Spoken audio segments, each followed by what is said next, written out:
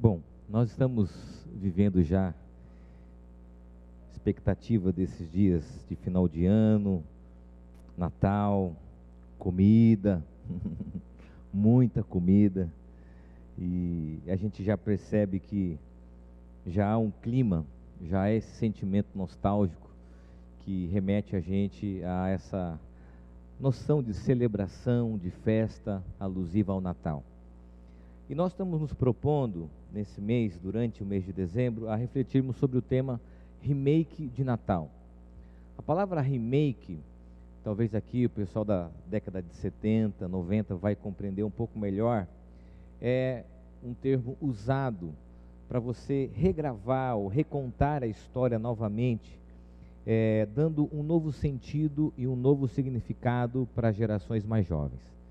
Isso era muito comum, por exemplo, nas novelas, né, que fizeram muito sucesso na década de 70 e que foram regravadas na década de 90, nos primeiros anos desse século, né, que nós estamos vivendo, dos anos 2000 ali, começou também essa ideia de remake, e para 2019 promete ser o ano do remake, né, vários filmes regravados, e essa semana inclusive tem um remake aí, uma história, embora não tenha tido um filme, mas é uma história remake, que é o Aquaman, né? Quem assistiu, eu assisti com os meus filhos, e é interessante porque quando eu saí do filme, não vou aqui contar spoiler, fique tranquilo, eu falei para os meus filhos, puxa vida, faltou ele em cima, montado num cavalo marinho, né?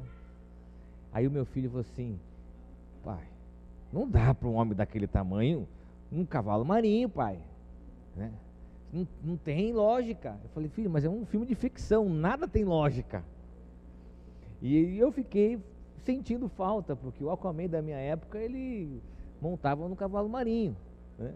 Só que isso mostra muito do que é um remake de uma história que muitos de nós já sabemos ao longo dos anos, mas que a geração atual não sabe e que precisa ser contada, precisa ser ensinada a elas também, claro, na linguagem dela. Agora, qual que é o sentido disso para a nossa vida? O sentido disso para a nossa vida é que todos os anos, eu e você, a gente vive o Natal como um feriado, como uma programação, como uma data específica, e há uma certa rotina do Natal que faz com que a gente viva uma agenda do Natal sem parar para pensar no significado e no sentido disso prático para a nossa vida, no sentido e no propósito do que é a nossa própria vida. E a pergunta é simples, o que o Natal tem a ver com a nossa própria história? O que o Natal tem a nos ensinar? O que o Natal tem a fazer com que eu e você, a gente reflita sobre o significado? Porque a minha preocupação é que nessa rotina, assim como também em outras áreas da nossa vida, a gente faça as coisas repetidamente, mecanicamente, sem parar para pensar qual o sentido daquilo. Por que a história é contada? Por isso a proposta do remake, recontar a história, atualizando o seu significado para a nossa vida. E hoje eu quero falar sobre a mesma história para que tenhamos uma nova história. Lê com você o texto de Mateus capítulo 1, do versículo 18 ao 25.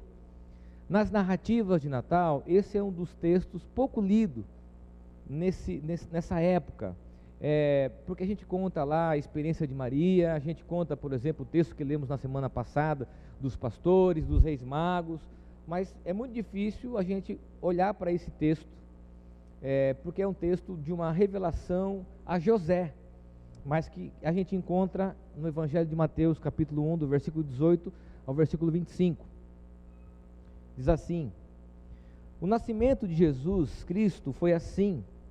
Maria, sua mãe, ia casar com José, mas antes do casamento ela ficou grávida pelo Espírito Santo. José, com quem Maria ia casar, era um homem que sempre fazia o que era direito. Ele não queria difamar Maria e por isso resolveu desmanchar o contrato de casamento sem ninguém saber. Enquanto José estava pensando nisso, um anjo do Senhor apareceu a ele num sonho e disse: José, descendente de Davi, não tenha medo de receber Maria como sua esposa, pois ela está grávida pelo Espírito Santo. Ela terá um menino e você porá nele o nome de Jesus, pois ele salvará o seu povo dos pecados deles. tudo isso aconteceu para se cumprir o que o Senhor tinha dito por meio do profeta: a virgem ficará grávida e terá um filho que receberá o nome de Emanuel. Emanuel quer dizer Deus está conosco. Quando José acordou, fez o que o anjo do Senhor havia mandado e casou com Maria. Porém, não teve relações com ela até que a criança nasceu. E José pôs no menino o nome de Jesus. No texto que a gente leu, nessa narrativa, a preocupação não é tão somente retratar um drama familiar de pessoas comuns, como José e como Maria. A preocupação desse relato é revelar a verdadeira identidade de Jesus. Tanto que, se a gente prestar atenção, o texto assegura a descendência de Jesus inserindo na genealogia de Davi. O próprio anjo faz isso. O anjo vai colocar Jesus na linha histórica, na genealogia de Davi. Claro que esse nascimento tem um tom extraordinário, mas tem também a indicação de Jesus como sendo o Salvador do povo da Palestina, do povo de Israel, dos seres humanos, da história da humanidade. O anjo tem como preocupação na revelação a José fazer essa identificação de Jesus como aquele que era prometido. Preste bem atenção nisso, porque isso é importante. A ênfase é a apresentação de Jesus como Salvador, no cumprimento profético e no apontamento de quem ele seria. Então, há a preocupação de colocá-lo como Salvador, de colocá-lo no cumprimento da profecia e de colocar o seu significado: Deus está conosco. Quando a gente olha para esse relato, a gente vê o significado do nome de Jesus. O nome Jesus significa Deus salva, ou uma tradução literal, o Senhor Deus salva. Agora, um fato histórico, eu não sei se você sabia, mas a gente estudando um pouco os relatos, é que Jesus não era um nome incomum, mas a associação de Jesus, do seu significado, ao cumprimento da promessa, por isso, por várias vezes os evangelistas retratam Jesus como o Messias, como o Salvador, sempre acompanha-se o nome Jesus de um predicado, é porque Jesus é a manifestação desse Deus na história, é um resgate do significado, e Jesus é Deus salvando, Deus intervindo na história humana, através de uma criança, e é isso que nós celebramos no Natal, trazendo o significado da história e trazendo o quê? O cumprimento da profecia e o apontamento para aquilo que Jesus viria a ser quando crescesse. Bom, diante desse texto, diante dessa visão teológica, o que nós podemos considerar olhando para a nossa vida? A primeira coisa é que Jesus é a intervenção de Deus na história. Deus intervém na história humana através do seu próprio Filho. Jesus, ele intervém. O versículo 21 diz que ela terá um menino e você porá nele o nome de Jesus, pois ele salvará o seu povo dos pecados deles. Interessante a gente olhar para esse relato, e aqui começam algumas conexões com a minha vida e a sua vida, é que quando a gente olha para a nossa história de vida pessoal, a gente encontra momentos, situações que nós falhamos, que nós erramos. Se você fizer essa análise, você vai perceber que eu e você, nós temos na nossa natureza uma predisposição a errarmos. Vou dar um exemplo simples aqui para você compreender isso. Lembre-se de algo que você sonhou, que você projetou, que você teve com grande expectativa de que aquilo seria a coisa ideal para a sua vida, você foi lá, conquistou, e hoje você olha para trás e vê que aquilo foi um fracasso, um insucesso, uma decisão equivocada. Por quê? Porque é comum a nossa humanidade nós falharmos. A gente olha e a gente percebe que nós não somos as pessoas melhores para mudarmos a nossa própria história. Eu e você nós não somos as melhores pessoas indicadas a mudarmos a nossa própria história de vida, mas é a intervenção de Jesus na nossa narrativa de vida é que pode mudar. Ele veio nos salvar de quê? Do quê? Essa é uma pergunta teológica. De quem Jesus veio nos salvar? Eu quero responder isso de uma forma muito prática e objetiva. Jesus veio nos salvar de nós mesmos. Jesus veio nos salvar do pecado, da nossa natureza e, como consequência, da morte. Porque nós mesmos falhamos como seres humanos. Se a gente fizer uma avaliação da sociedade, olharmos para o contexto que nós vivemos, é muito comum a gente chegar ao seguinte diagnóstico: não tem mais o que fazer com o ser humano. E a gente vê essa humanidade explícita em vários setores da sociedade, através da corrupção, através da manipulação, da violência, de várias coisas que vêm à tona. Você percebe assim: meu Deus, isso é trágico. Isso na verdade mostra que nós, como seres humanos, falhamos e precisamos de um Salvador. Nós precisamos da intervenção de Deus na nossa história de vida. Tim Keller diz o seguinte: o mundo não pode salvar a si mesmo. Essa é a mensagem do Natal. Foi preciso Deus intervir na história, foi preciso Deus se revelar na história, através de uma criança, enviando o seu filho para intervir na narrativa humana, na sua e na minha história, porque se nós ficássemos do jeito que nós estávamos ou estamos, o fim nós já sabemos: a morte. Agora, qual é a aplicação disso? Se do ponto de vista teológico, da narrativa bíblica, a gente tem Jesus sendo a intervenção na história, o que isso tem a ver com a sua e com a minha vida? Sabe aquela situação que não tem jeito mais? Sabe aquele casamento que não tem mais possibilidades? Sabe aquele relacionamento que fracassou? É preciso um Salvador. Sabe aquelas relações afetivas? Sabe aquela vida espiritual? Sabe aquela tragédia do ponto de vista financeiro? Sabe aquele cenário de fracasso, de culpa? Nós precisamos de um Salvador. E talvez você aqui hoje veio com essa percepção dizendo: Senhor, quem que pode fazer algo por mim?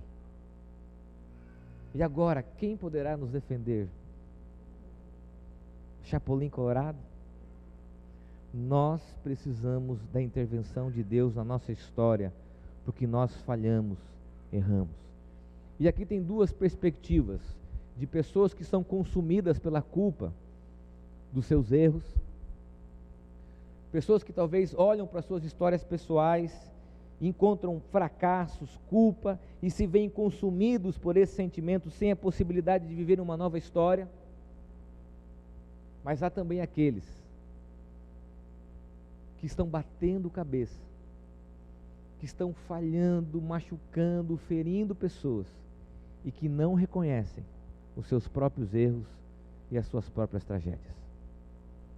Nesse ponto, nós temos dois grupos de pessoas: os que com facilidade levantam a mão e encontram falhas na sua história, mas aqueles que têm muita dificuldade de reconhecerem os seus próprios erros, as suas próprias mazelas. Quando Jesus nasce, quando Jesus vem à humanidade e o anjo diz: Ele será o Salvador, é porque nós falhamos e precisamos de um interventor na nossa história de vida. Quando a gente chega no Natal, a gente tem que pensar sobre isso. A gente tem que pensar não só naquele bebezinho bonitinho, lindinho, fofinho, que coisa linda, fofa, Deus é um bebê. Mas é também a intervenção, porque nós falhamos. Nós temos como facilidade construirmos fracassos e tragédias nas nossas relações. Então, deixa eu falar aqui de forma objetiva. Eu e você precisamos de um Salvador.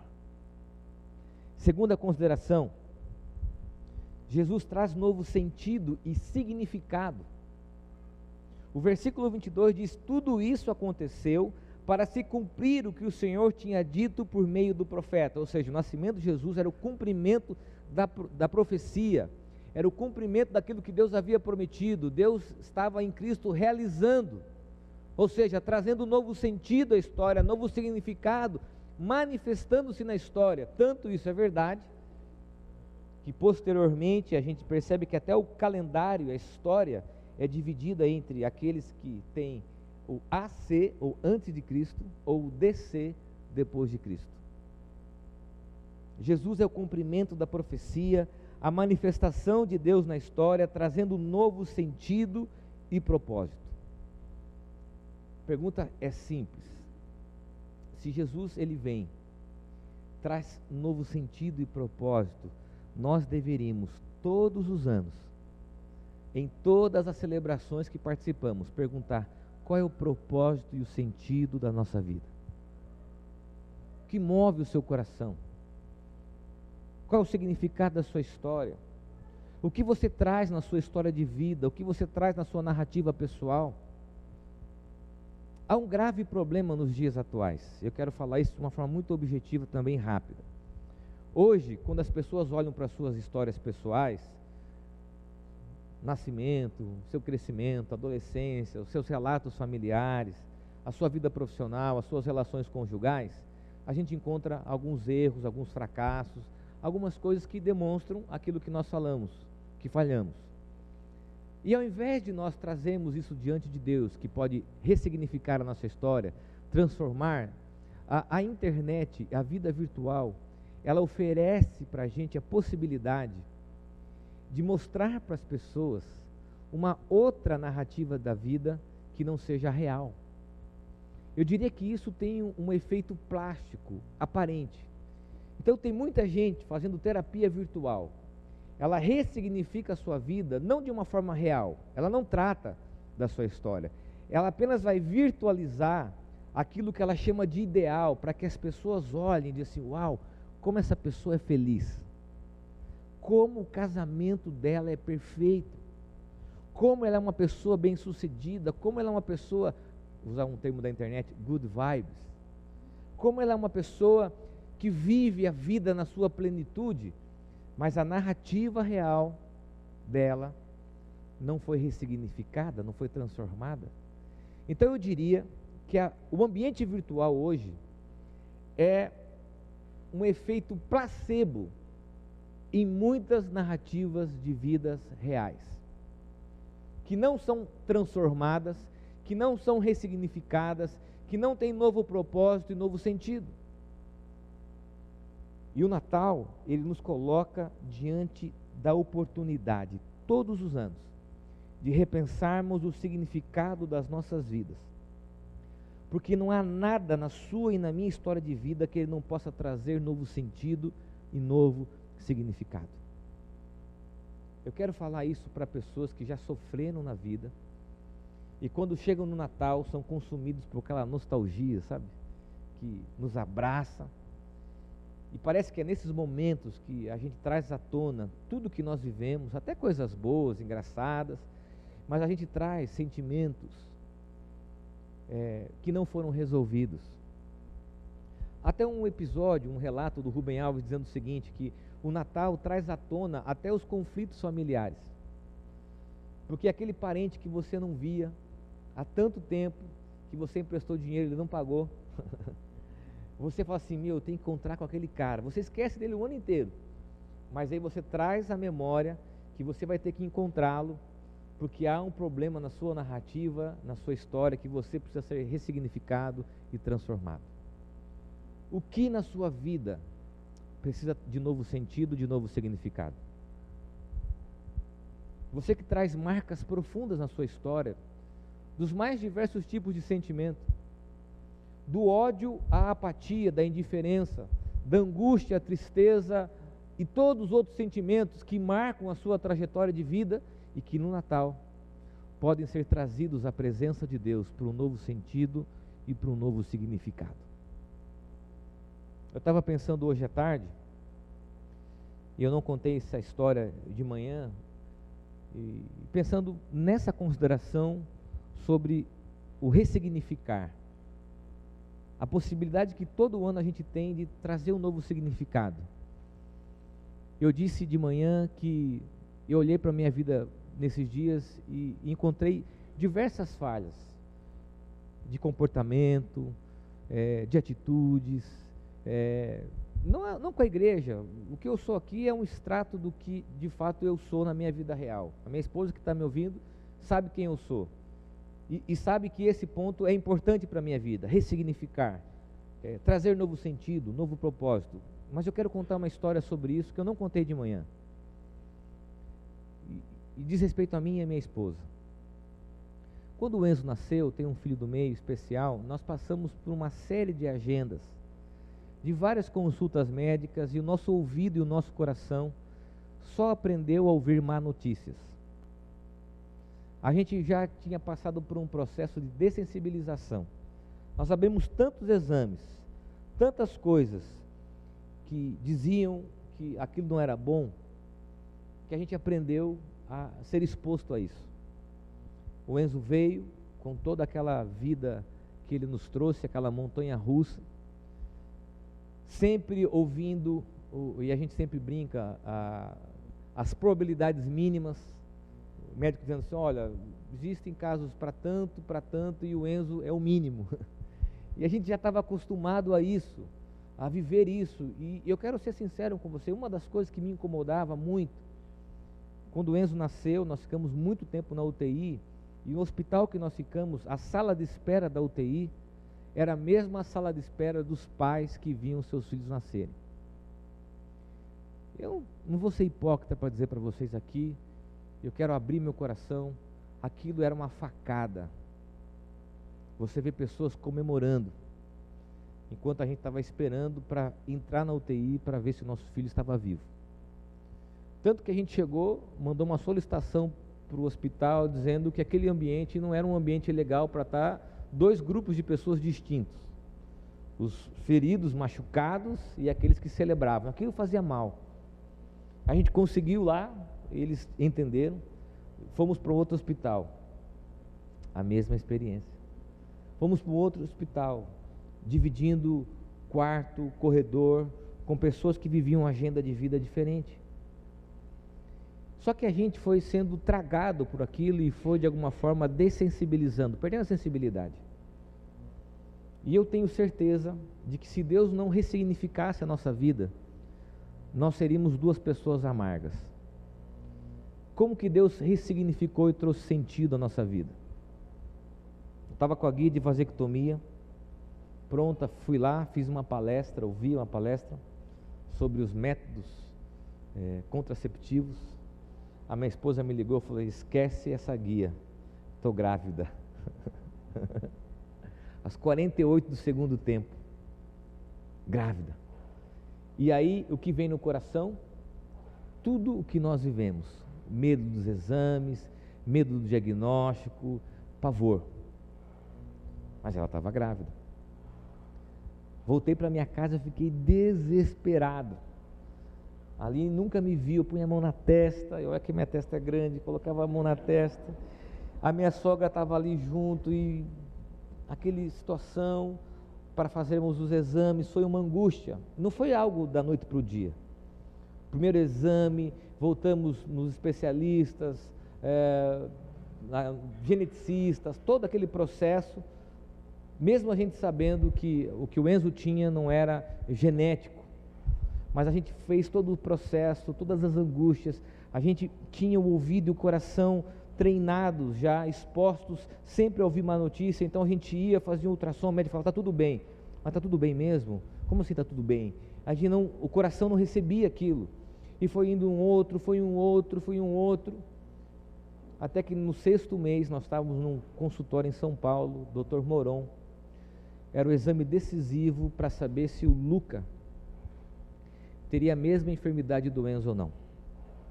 Nós entramos pavorosos, angustiados, e eu vou dizer algo aqui que poucas pessoas sabem. Nós entramos preparados naquela sala para ouvir uma má notícia. Nós já tínhamos orado, dizendo: Deus, mais um filho especial, a gente está aqui, o Senhor vai nos ajudar, e é isso que é para a nossa agenda de vida. nós entramos naquela sala convictos que nós ouviríamos uma má notícia, uma péssima notícia.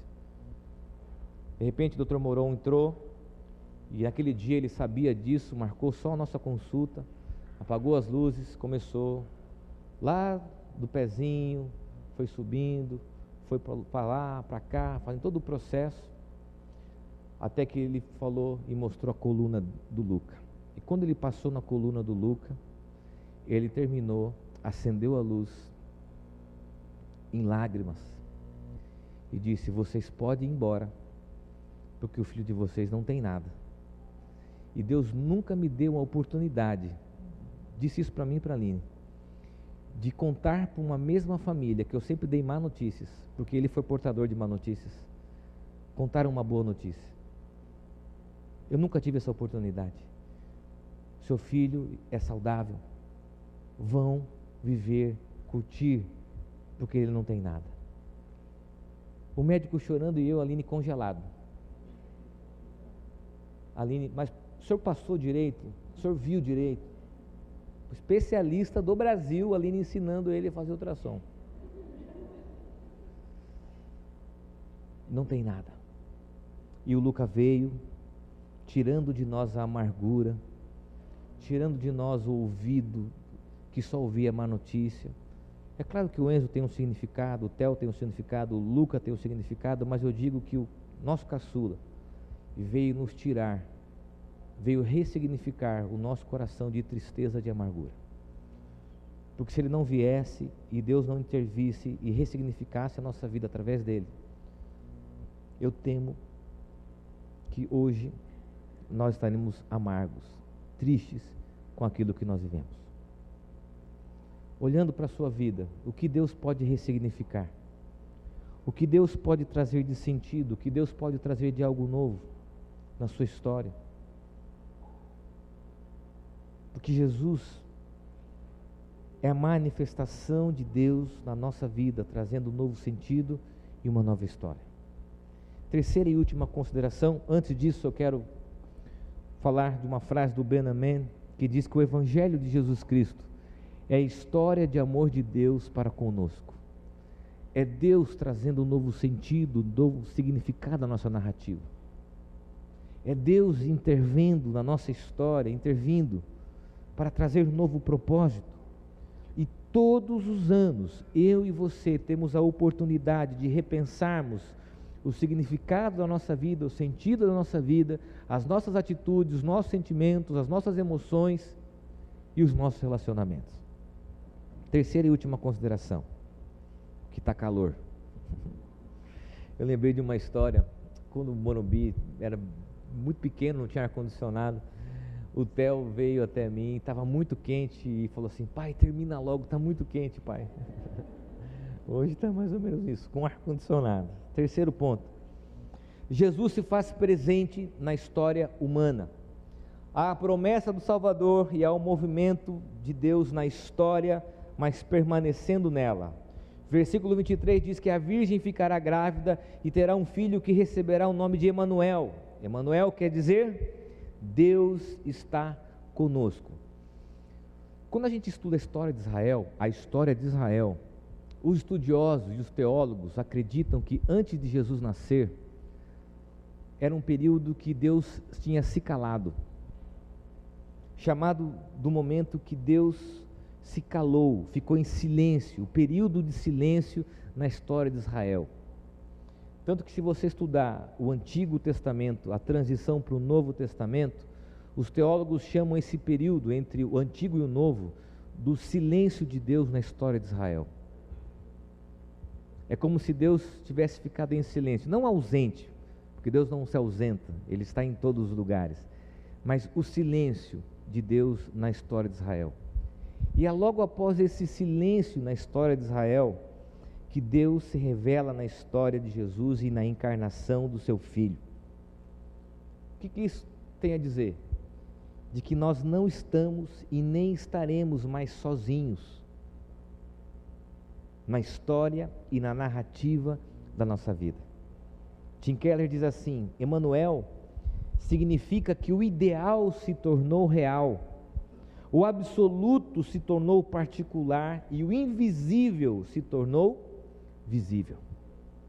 Ele não apenas nos salva de nós mesmos, do pecado, da morte. Ele não apenas intervém na nossa história, trazendo sentido, significado, propósito das nossas mazelas, tragédias, daquilo que nós somos, mas Ele se dispõe a estar na nossa história. Ele se propõe a permanecer na nossa narrativa. Ele se propõe a ser um autor da nossa história. Não mais o silêncio, não mais a ausência, mas o Deus que intervém na história. Por isso, no Natal, a gente deve celebrar o fato de Deus ter entrado na história humana, na narrativa humana, e não mais ter abandonado aquilo que nós somos, a nossa narrativa, a nossa história, a história da humanidade. E aí eu concluo da seguinte forma: por que nós contamos a mesma história? Embora a sociedade e a cultura tenha distorcido o significado de tudo isso, com consumismo, com uma série de coisas, por que nós contamos a mesma história? Todos os anos. Sabe por quê? Para que tenhamos sempre a oportunidade de uma nova história de vida. Todos os anos, eu e você, temos uma grande oportunidade. Sabe qual é? Uma nova história de vida. Ressignificarmos a nossa história. Sabe o que nós vamos fazer nos próximos dias? Nós vamos chorar a saudade das pessoas que nós amamos e nos deixaram. Nós vamos nos lembrar de coisas nostálgicas. Nós vamos comer muito. Nós vamos trocar presentes. Vamos nos frustrar com os presentes que nós vamos ganhar com facilidade. Ainda mais com crise financeira, não é verdade? Então há uma grande chance de você ganhar aquele presente que você não tem utilidade nenhuma, e você vai ter que bater uma foto e ainda mostrar que você gostou, né? Mas o mais importante do Natal não é a sobremesa e nem o prato principal, mas é a oportunidade, todos os anos, que nos é colocada de mudarmos a nossa história de vida. E é exatamente isso que Deus quer fazer conosco. A história do seu casamento, a história da sua relação com seus filhos, a sua história familiar, os sentimentos que você traz, as lutas, as marcas, colocá-las diante de Deus, trazer a luz e dizer: Deus, intervém na minha história, intervém na minha dor, intervém naquilo que eu sinto, naquilo que eu vivi, porque eu preciso de um Salvador, e eu preciso da tua presença. Termino com uma frase do Branham Mann que diz assim: sou pecador, salvo pela graça. Essa é a grande história, a mais importante. Nós falhamos, precisamos de um Salvador que intervenha na nossa história de vida e mude aquilo que nós somos. O Natal deveria nos constranger a mudar, mas não somos nós que mudamos a nós mesmos, é Ele intervindo, Cristo intervindo na nossa natureza e na nossa história. Eu queria que você fechasse os teus olhos e lembrasse da sua narrativa de vida, não o que você mostraria na internet, mas a narrativa real da sua vida, toda a sua história, e colocá-las diante de Deus, pedindo: Senhor, ressignifica, traz um novo propósito, um novo sentido. Talvez você que precisa de um Salvador, precisa da intervenção de Deus na sua história, na sua família, nas suas relações, nas suas emoções, na sua natureza. Diga: Senhor, preciso de um Salvador. Não sei o que fazer, como fazer. Eu preciso de um Salvador. Você que tem dificuldades em enfrentar alguns traços do seu comportamento, da sua personalidade, do seu caráter, diga: Senhor, eu preciso de um Salvador. Você que tem medo daquilo que pode vir no futuro, a certeza de que Deus está presente. Jesus, o Deus Emanuel, o Deus conosco. Nós não estamos mais sozinhos. Essa é a mensagem do Natal.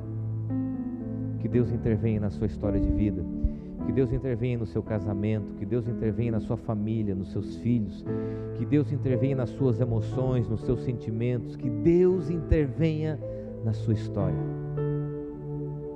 Contamos a história todos os anos, para que tenhamos uma nova história de vida. Senhor, o Senhor sabe exatamente quem nós somos, conhece, ó Deus, toda a nossa narrativa de vida, os detalhes, os sentimentos que trazemos, as histórias que trazemos, as lembranças que nos acompanham, e sabe que nós precisamos de um Salvador. Precisamos do ressignificado, do sentido, do propósito mudado, que a rotina tirou de nós, que o cansaço, que as crises, que as perdas tiraram de nós. Por isso, ó Deus, revele-se a nós em Jesus. Ó Deus, enche o coração daqueles que vão sentir saudade, que vão sentir falta de alguém. Encha o coração deles com a tua presença e da promessa do Deus Emanuel, trazendo novo sentido e novo significado. Ó Deus, que a tua presença traga refresco, traga refrigério sobre nós, trazendo o novo, a nova vida, a nova narrativa, a nova história em Cristo Jesus. É o que eu oro no nome de Jesus. Amém.